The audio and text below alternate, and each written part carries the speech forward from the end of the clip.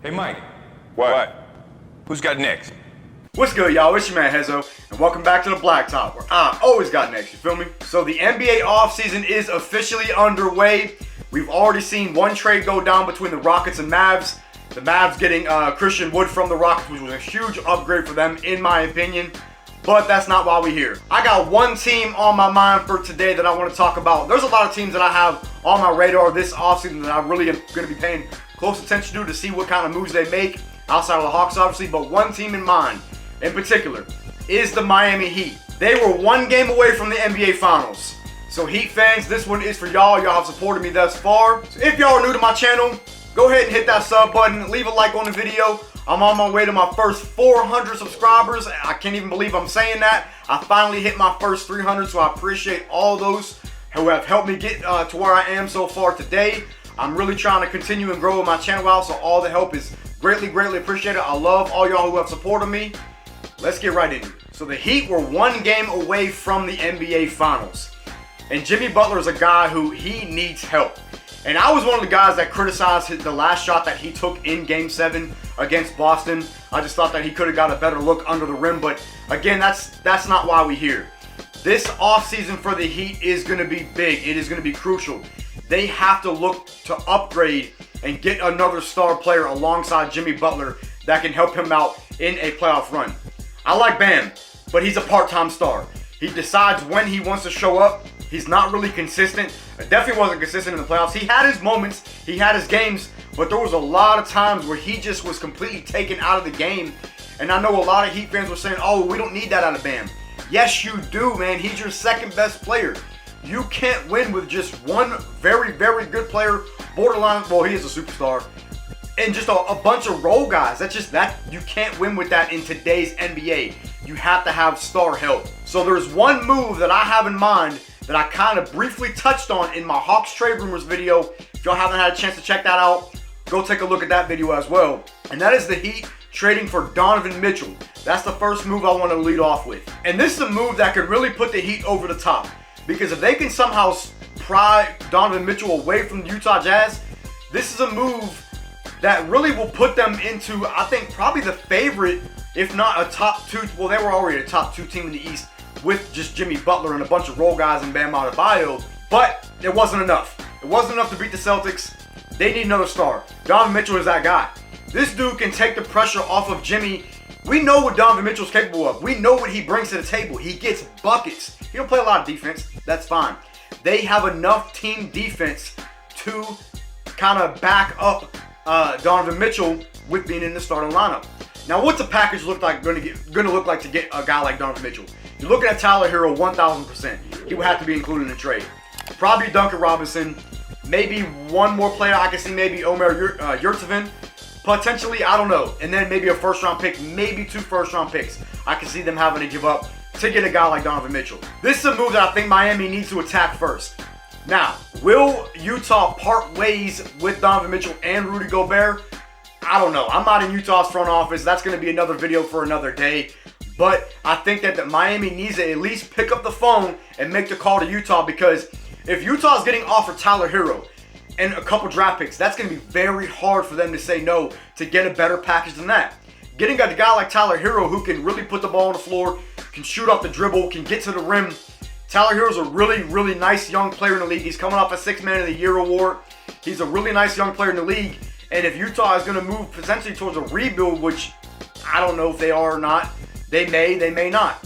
If they're going to be looking towards a rebuild, Tyler Hero is a nice young player that you can build around if you're Utah. So with that being said, if they can get Donovan Mitchell, I think that puts him in the conversation for being the finals favorite in the Eastern Conference. Now, Milwaukee's not going anywhere. Boston's not going anywhere. There's a couple other teams.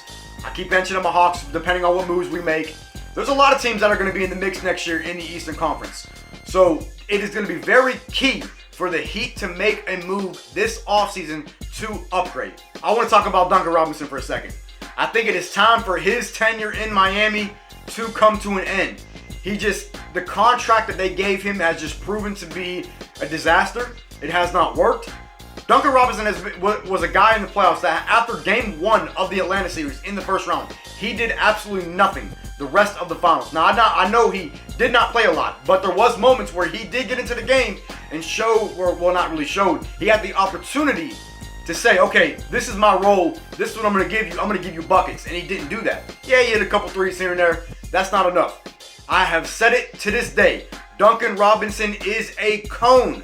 He gives you one thing, and that is catch and shoot. Coming off screens, coming off dribble handoffs. That is the only thing Duncan Robinson is good for. And if you're paying a dude like that $90 million, that is just not it, in my opinion. Now, I know some Heat fans like him.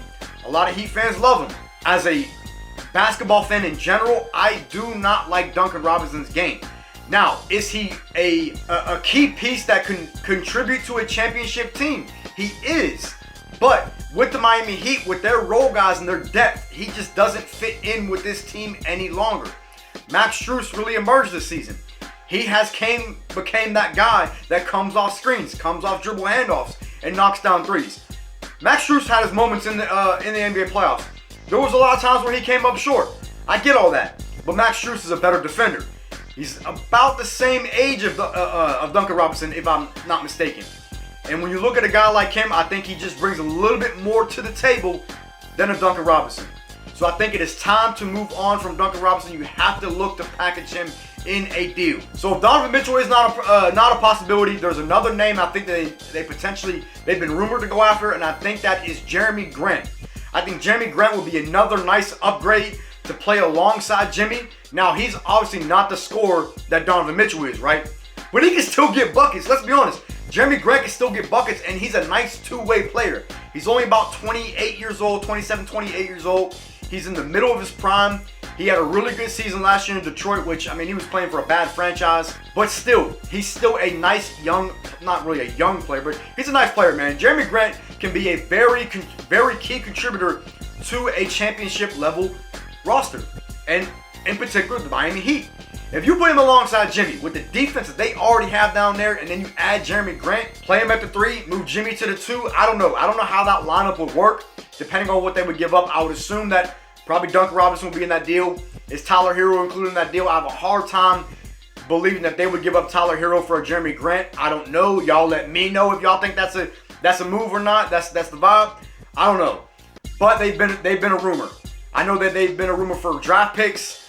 Detroit is really looking towards well, they've been in a rebuild, obviously, but Jeremy Grant really just doesn't fit in the timeline with what Detroit is doing with their young guys. So I think it is time for Jeremy Grant to move on from Detroit. The Hawks were another rumor that for a destination for him, but again, that's another topic. The Heat, they have I wouldn't say a lot of work to do, but they just have to work around the edges. And this is a team, again, that was one game away from the NBA Finals. One basket away from the NBA Finals. I said it in the one video, on my recap video of Game 7. If Jimmy hits that shot, he's a hero. But because he didn't hit it, the narrative changes. It's now a bad shot. I was one of them. I did not like that shot. As I said in the beginning of the video, I did not like that shot. But again, it is what it is. They did not get to the finals. We see the Warriors are the champions. I think Miami does need to look to retain a lot of their key pieces, especially guys like Gabe Vincent, who really emerged as one of the best backup point guards in the league. To me, I gave him such high praise throughout the playoffs. He gives you exactly what you want in that backup point guard role. He plays defense. He knocks down threes. He can shoot off the dribble. He is a solid, not really young, but a solid backup point guard. They need to look to retain him. I'm not sure what his contract looks like. He might have one more year on his deal. I'm not sure. Y'all let me know. I've already talked about Max Strus. Max Strus is going to get an extension at some point. Hopefully it's not $90 million, but if they can get him in that, 30 to 40 million area, I think that is a big dub for retaining a guy like Max Strus, that type of contract. I do think they need to upgrade their backup center. Their backup center minutes were just not really there. Bam really had to play the bulk of it. They played PJ Tucker a lot at the backup 5, even as a starting power forward. They have to look to upgrade a backup center. Now, who's in the market? I'm not sure. They may look to use their mid-level exception on an older veteran. I'm not sure. That's going to be a tough task, especially with the Heat's cap flexibility. They may have to look to do most of their moves through trades and retaining their own guys. Victor Oladipo is another guy who he was on a one-year deal. He really stepped up those last couple games in the finals, especially when Jimmy was either struggling or he was out. Jimmy missed a lot of games, and Victor Oladipo really stepped up. So with a full offseason under Victor Oladipo's belt, getting healthier, I think he can really be a nice piece if Miami can retain him. Now, is he going to want a longer-term deal? Is he going to want more money? We don't know, man. It's going to be really hard for them to retain all these guys if they're all free agents this year. We'll see, man. I'm going to pretty much leave it there, man. That is my offseason outlook for the Miami Heat. Let me know what team y'all want me to do next, whether it's the Knicks, the Nets, any of those teams I'm always down to talk about. So let me know who y'all want to see next from me. Heat fans, I want to hear from y'all in the comments. Let me know who y'all think the Heat should go after. Who's the primary target, whether it's Donovan Mitchell, Jeremy Grant, maybe it's another star, maybe like Bradley Beal, who is a guy I did not talk about in this video. Y'all let me know. Again, leave a like on the video, and I will catch y'all next episode.